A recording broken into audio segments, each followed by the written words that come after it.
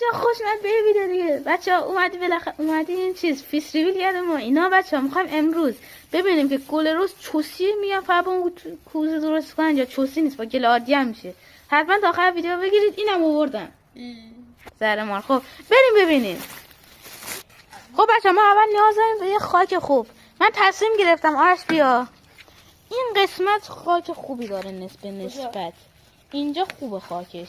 بیا بریم تو شنقه راست ما میمیسی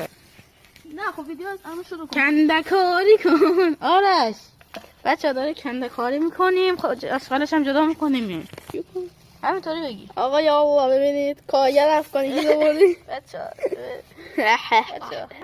بچه ها کندکاری کردن الان میخوایم آب بریزیم توش موزه انقدر موزه چقدر بریزیم کافیست میبینید داریم له میکنیم بچه واقعا ببخشید دوربین اومدیم نمیدونم خودمونم نمیدونم چی کار داره میکنه برید داخلش دوربین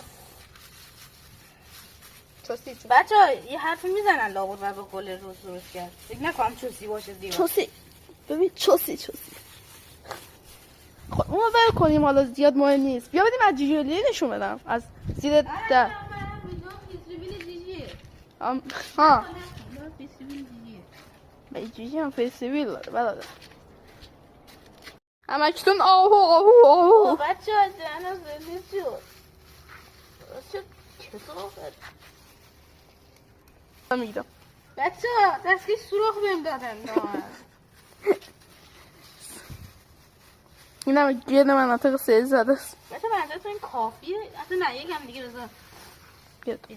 بچه ها ببینید بچه ان این شد الان بریم شکلش شبیه داشاقه آرش مناطق سیل زده بچه ها من تصمیم گرفتم این خواسته رو کنم این رو همین پر میکنیم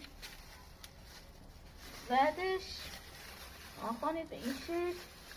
اینا رو پر میکنیم بعدش میزنیم تو آفتاب کنم فردا یا همین عصر خوش بشه کامل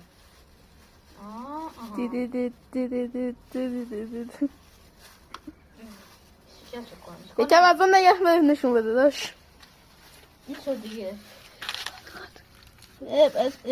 بچه ها ببینید دستکشه بهش دردی نخورد بچه ها ایش از این دستکشه ها نشون بده دستکشه علیو